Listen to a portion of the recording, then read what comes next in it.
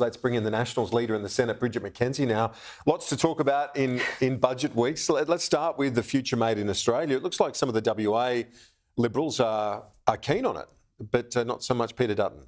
Oh, and not just Peter Dutton. The federal coalition are adamantly opposed to a process of picking winners, and particularly when the winners that have been suggested thus far are clear failures rather than winners. You've got the solar panel promise from the Prime Minister, which has been undermined by experts. Becoming a solar panel superpower is not in our future here in Australia, where we have much greater comparative and competitive advantages in other types of manufacturing than that one.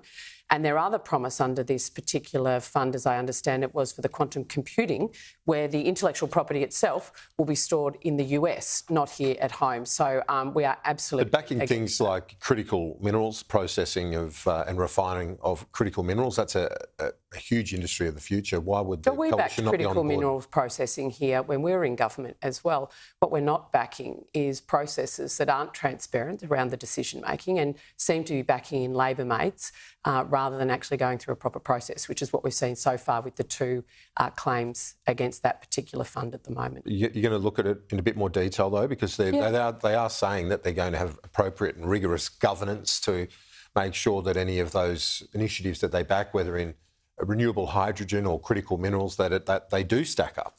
Well, Kieran, that's the problem with this government. They say they're going to do that, but then when you actually look at the detail, it doesn't happen.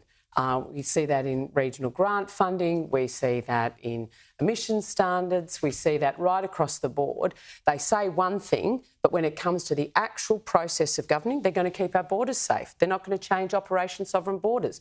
Look what's happened on that policy front. So whilst they say that they're going to run it through proper processes, I'll wait and see the detail. On the energy rebate, that's something that, while many economists and other commentators believe will end up being inflationary, those in the community who've been struggling with higher power bills will probably welcome it, won't they?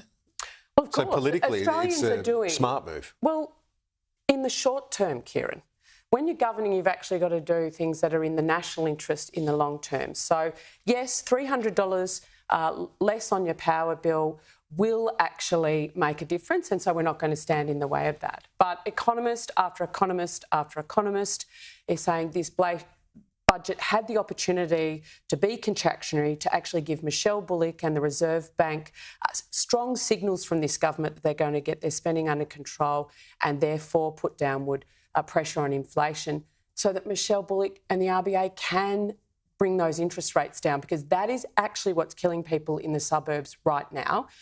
Am I going to get to pay the mortgage again this month, or do we not send the kids to swimming lessons? They are very real conversations that Australians are having each and every night, and this budget this week has done nothing to help them with those conversations.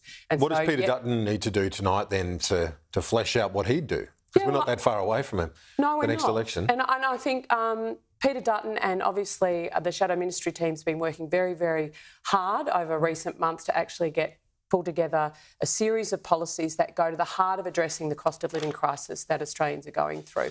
And that does go to mortgage relief, housing supply, infrastructure in our congested suburbs and regional capitals, and again, immigration issues. So we want to focus and target real cost of living relief. I know you've got to go quickly. Your thoughts on Senator Payman, the remarks made. You're wearing your Israel-Australia badge there.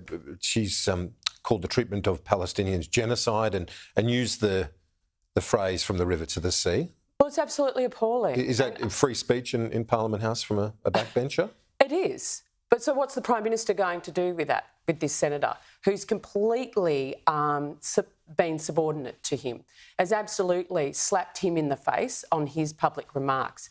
Is he going to treat her like he did President Xi, not pick up the phone? As far as I know, he hasn't spoken to this senator.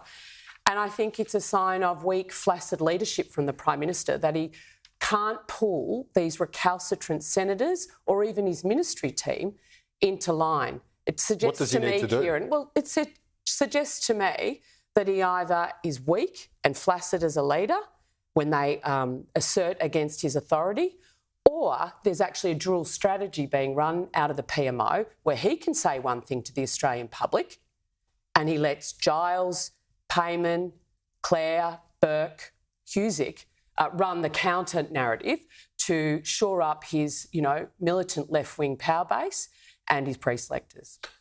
Senator McKenzie, thanks for your time. Always.